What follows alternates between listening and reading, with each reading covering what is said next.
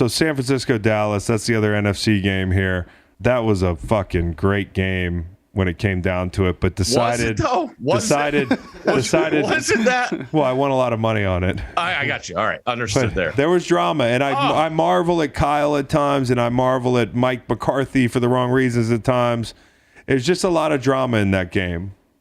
Yeah, and here's one thing I'll say is, I mean, you guys played at a way higher level than I did, and the idea, this is one thing I don't understand with the internet, and everybody just, obviously McCarthy's an easy target to go. But when you have that many false starts and you have that many defensive holds, offensive holds, why is that the coach's fault? It's not, but the last play is the coach's fault. Why? You don't think they practiced that? They practiced it. They didn't take into account that it might be a fucking traffic jam trying to get the ball spotted. Well, see, I go back to Dak. He can't run that far. You got to know you can't run that far. Yeah. You got 12 yards. Yeah, it's not yards, it's the clock that's most important in that situation. Exactly, dude. That's huge. Exactly right. That's what we said earlier. If he gains 7 and that's your plan, but I don't think it's worth it because a 7-yard gain does not change the outcome on a shot. Like, you know, it looked a lot better to pick up that chunk, but to get that chunk, you risk the entire game, right? So I think the O-line's got to run farther than they thought they were going to have. You put yourself in peril. The ref's got to run farther than he thought he had to, too. Exactly. That's what I was saying. I mean, And so McCarthy, 4th and 2, he punts, and he's kind of like bailed out by Jimmy G throwing that pick because we literally said on the live stream, when they punt this ball, the only way Mike McCarthy looks good is he's playing the odds that Jimmy throws the ball back to them, and he won. And you know, there were times where both teams weren't that aggressive. I actually, if I'm Shanahan, first quarter, I'm going in some of those short yardage situations. That's just me. But you know, especially late, one of the most interesting things was you did not want to end up in a situation where you had to, as Kyle Shanahan, give the ball back to Dallas down Nick Bosa and Fred Warner.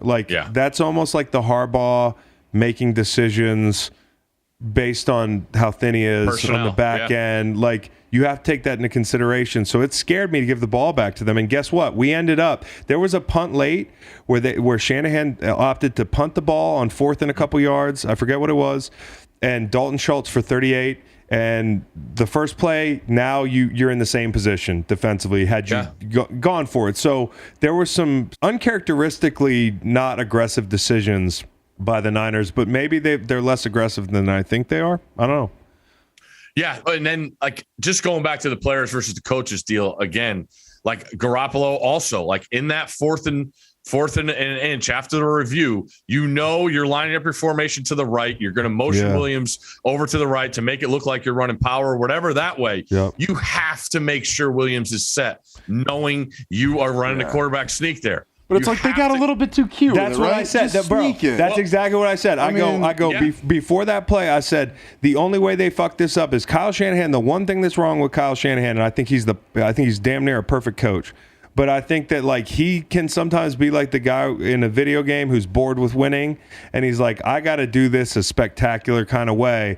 And there was no need to do this tackle shift thing, like pick the yard up, and you put yourself in peril, and there's a flag, and now the game is different, possibly. But then also, I mean, you got to give him credit for the play before that. They come and line up. He calls timeout and puts in the reverse. Yeah. Yes. Like that's next level stuff that I think he's I'm a big supporter of Kyle Shanahan. I will also say this, not to say two things that would detract from his greatness as a coach, but like Deebo Samuel is a coach's best friend. Samuel will get you out of bad calls, like the whole thing. Like he's going to break 2 tackles. He's going to turn a 3-yard loss into a 7-yard gain. Like he is legitimately a coach's best friend offensively. Outside of quarterback, Swiss Army knife. Oh. Do it all. And Kittle, man, I was close to thinking it was going to be on him, and that would suck. But on that incompletion, but there's a lot of drama in that game. Oh.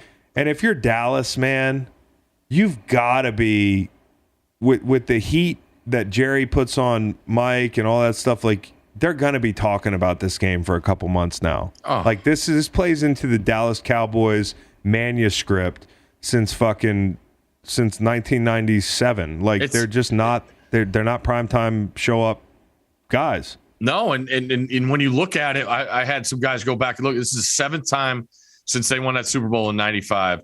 They've gone to the playoffs and lost their first game. And so many of those are at home also. Yeah. It's just not a good recipe. And it's got to feel like Groundhog Day for them. You know, you have everything you want. The last couple of weeks, you got healthy. The defense has been awesome. You get Lawrence back, all that. And then, you know, Diggs doesn't look good today. Then they talk about the finger, like everything just came. I mean, and then I just love the attitude San Francisco plays with, man. Like, I mean, coming out of the locker room with the boombox with Debo, like, and knowing what you have to do and coming down and stuffing it down their throat to go up 7-0 on the road. Like, that's just it can't but go any better. People were picking the 49ers all week too, which is interesting. I know. That's the funny thing. This was the rare game that people did the 49ers were the sharp play and it was also the public play. Like it was it actually worked out like that. It actually exactly at home in But Dallas. it became but think about this, like Dallas, everybody bets. There's a million Cowboys fans, and the money was still, and the bets were still on the Niners, like squarely. So it was just such a weird week, and you know, it's now the Cowboys. They're stars in their own movie, and they're the same scene every year. So it sucks. The moment is maybe too big for that team. I don't know. Well, it doesn't suck. Who am I kidding? Fuck them. Whatever. I don't mean it like fuck the players, but here's the one thing that was funny to me. And I'll give out a late award. The fly on the wall. I want to be in the meeting where Jerry's fucking interrogating the architects like he didn't ask for the giant sunbeam going down to midfield like it's a mega church and Joel Osteen's doing the plans, bro. Like the Cedric Wilson, that fucking drop was a big deal. That's 3 points. But it looks sick in pictures for the gram, bro. It looks so cool in pictures. Miller Lite's happy. Yeah. Come on. Definitely does. People want that. But that drop was and it wasn't the kid's fault. And it's the same thing with the giant jumbo screen, right? Jumbo screen, the ball hitting the punt hitting. Or like you're sitting on the bench or you're on the field and you're trying to watch the play or figure out what's going on with the game. You have to look straight up. They can't get Van Der Esch's name right on the back of his jersey. You think they're going to get the fucking... I guess the stadium they've sacrificed, it's like the aesthetics of it are more important than the fundamentals. It's a lot like the Cowboys. It's a lot like the Cowboys. So